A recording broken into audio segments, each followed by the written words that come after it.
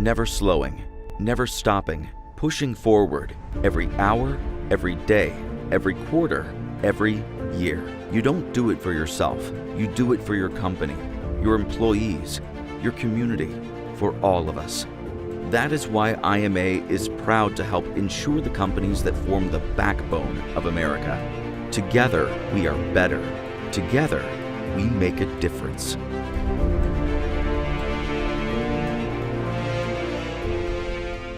Well, friends, we're excited to be back with our West Division Frontier Conference Football Virtual Media Day. Up next, Solo Taylor, the new head coach at Eastern Oregon.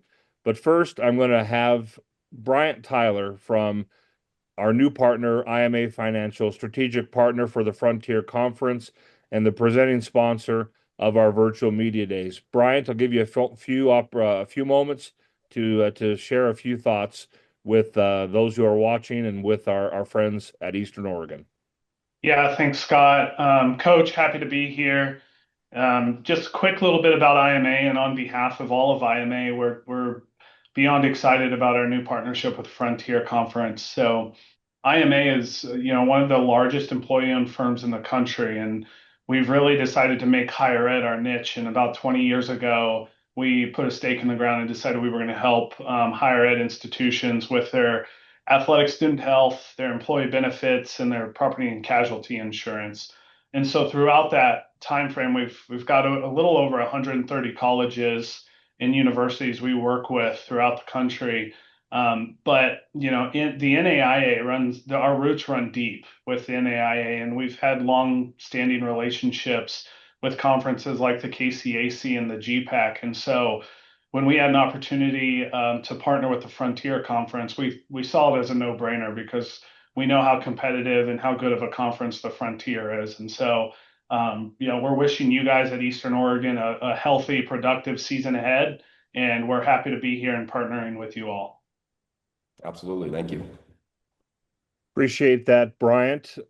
We deeply are grateful for this new relationship, this new strategic relationship with IMA. With that, I'm going to turn the time over to Rocky Erickson, the voice of the Frontier Conference, our good friend Rocky. The time is now yours. Thanks, Scott. Welcome to the 2026 Frontier Conference Football Media Day. This is the West Division edition. Quick notes, Frontier Conference Football Coaches Poll will be released on Tuesday, August 18th. The NAIA National Football Poll on Monday, August 24th.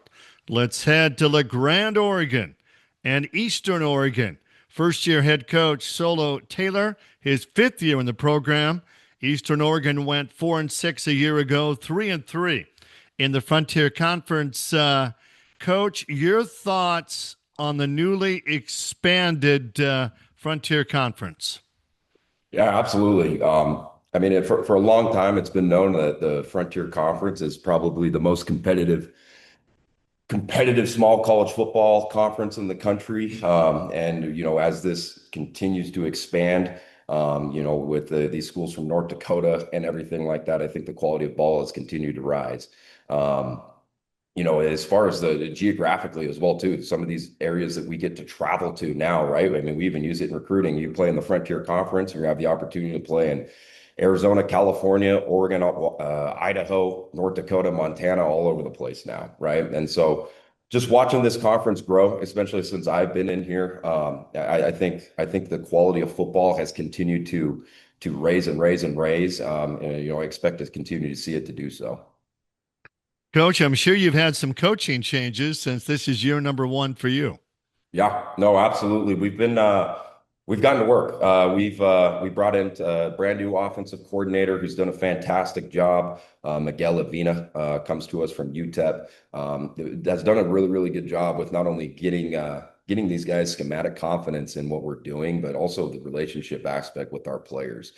Miguel got here in April. We had probably a couple days of meetings, and then we went out there and did spring ball, and to watch what those guys were able to do, not only through spring ball and then to carry that through the summer into the fall, has been impressive. So I'm super excited about what he's been able to bring. Brian Mills returns as our defensive coordinator. And he's this is his third stint here with the Mountaineers. And he brings a lot of fresh new ideas from some other places. Took some time away from ball these last couple years. But as far as when I took this job, and the question is, what are you going to bring in? Me being a defensive guy, who's the right guy to be the defensive coordinator? He was the perfect selection in my opinion, and he's done a fantastic job with that as well too. Not only continuing to, we set a high bar for ourselves with what we've done defensively this past season. But I think he's the guy that can continue to raise it, and we were super excited to have him. Additionally, as well too, on the offensive side of the ball, Mason McAvoy is joining us with the wide receivers. He got here over the summertime, has done a good job of being able to, learn our offense, know our players, which is a big deal for us. Cole Young has been working with our tight ends and running backs. Reese Dixon is a former graduate or former running back for us as a graduate assistant. And then Dalton Yoder, working with our offensive line, has got experience at a couple other places, including some other NAI universities and FBS universities.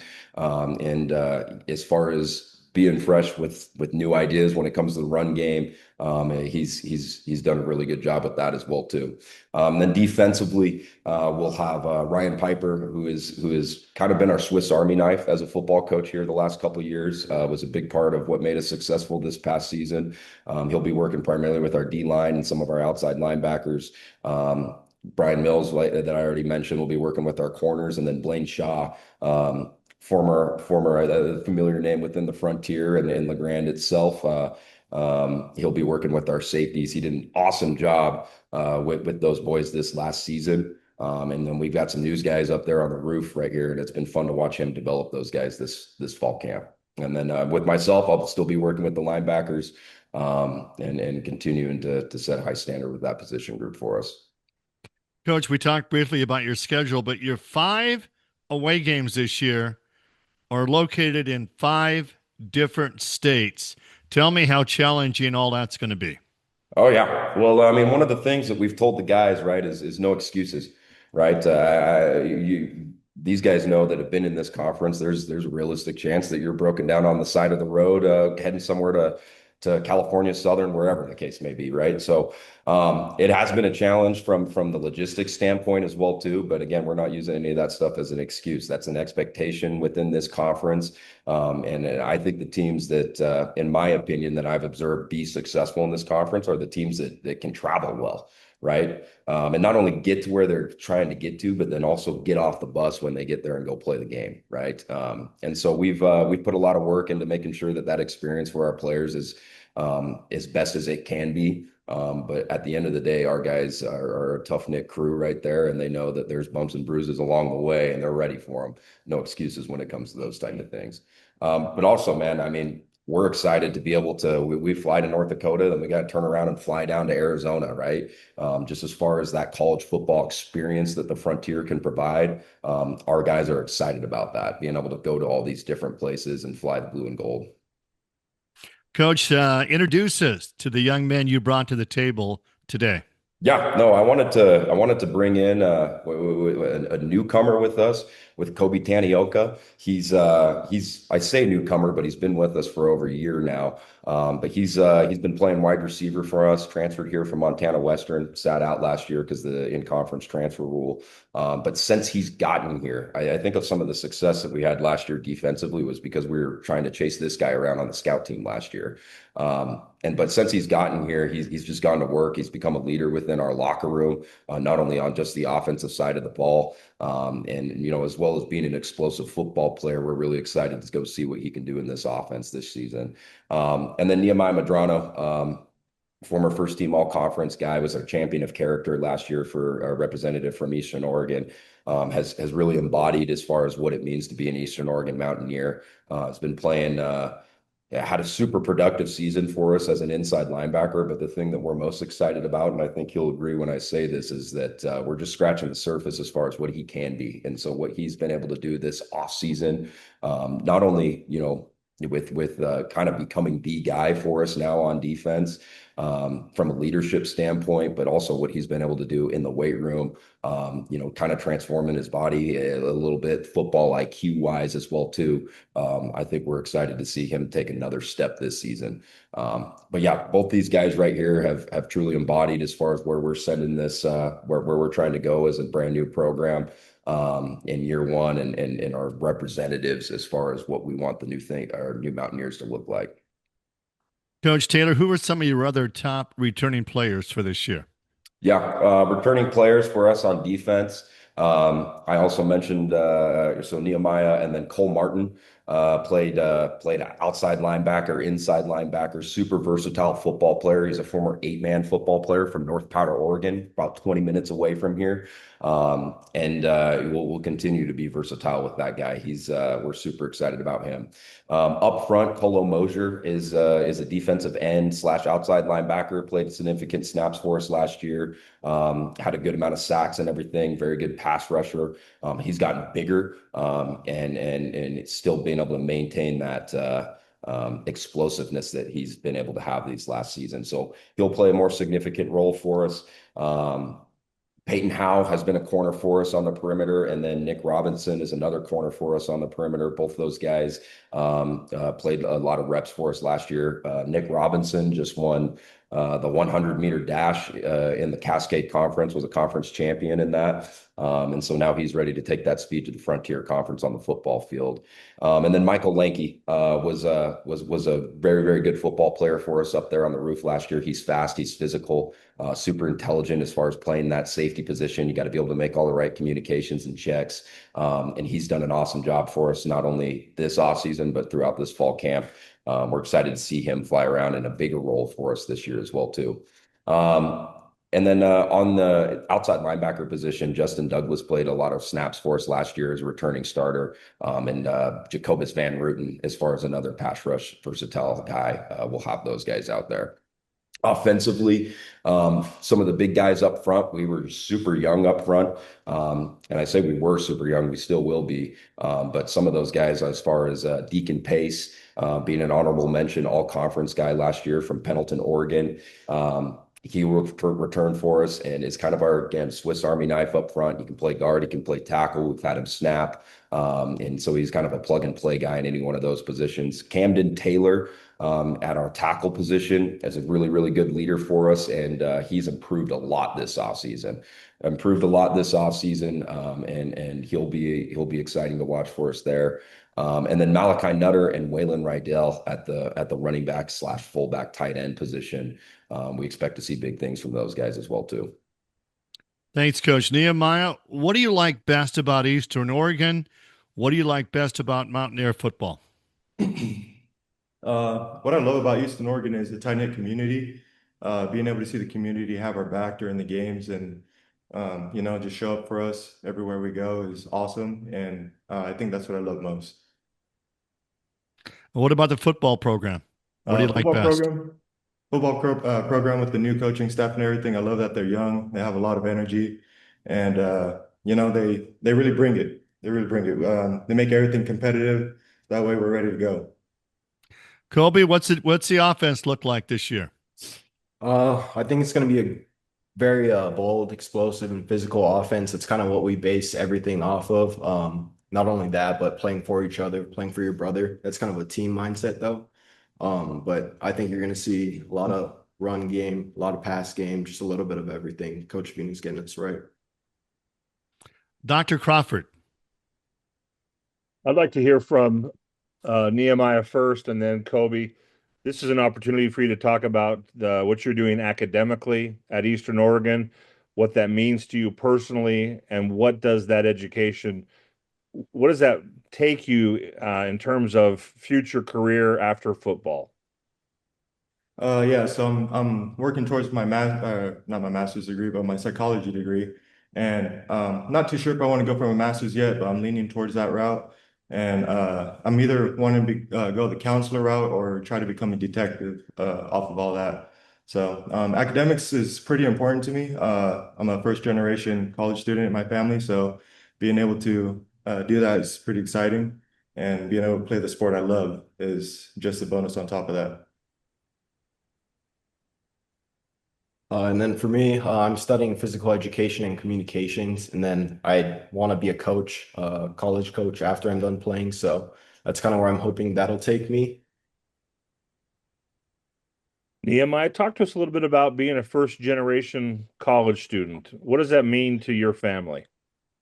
I think I mean, they're pretty proud of me, and um, I really appreciate like how much support they've done for me. You know, my grandma and my mom came from El Salvador to, you know, start a good life, and I think it's just a blessing that it worked out the way it did. So. Thank you. I appreciate that. That's an admirable story. Appreciate you sharing that with us today.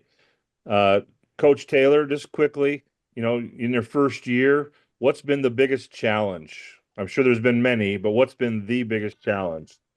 Biggest challenge I would say is getting the right guys in the boat, right? Um, you know, whether that's coaches in through recruiting. And I'm excited to say that I feel that we've been able to do that, right? Obviously during transition and change is difficult, right?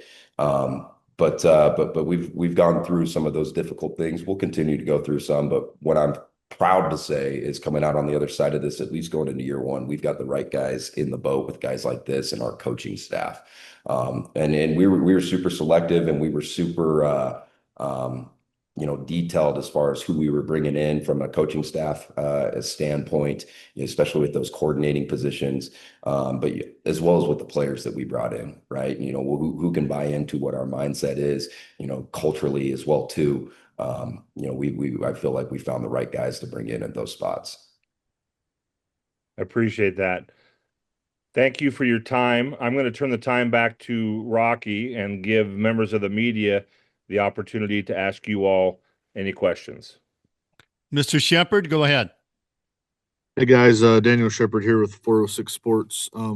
Coach, I was reading that you guys have a legacy number, number 7. I see that Nehemiah is wearing that this year. I think you wore it for a season as well as a player. Just maybe talk about that and that process, I guess, of selecting that player for the season.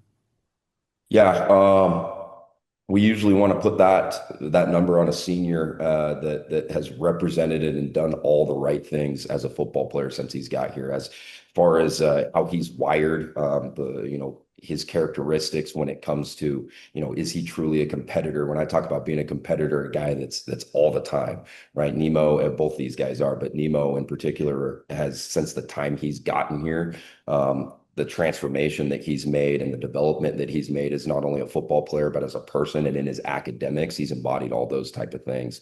And, you know, as well too, I think it's important that whoever we put into that number, right, is a guy that you can see out there making football plays on Saturday. And, you know, a lot of people might say, hey, it's just a number, but to the boys in that locker room, it's not, right? And so it's really representative as far as who embodies our culture the most, who's a leader for us, who's a great ball player and all those things. And Nemo's been that guy since he got here. So we're honored to have him in this number for us this year. As far as what it truly means to be a Mountaineer, that's Nehemiah Madrano. Great, thanks for sharing that. And then Kobe, I know you played at Western, and I think Dylan Shipley's on the roster too from Western. Just kind of being on the field with him and kind of being in a new place together, I guess. What's that kind of like for you guys?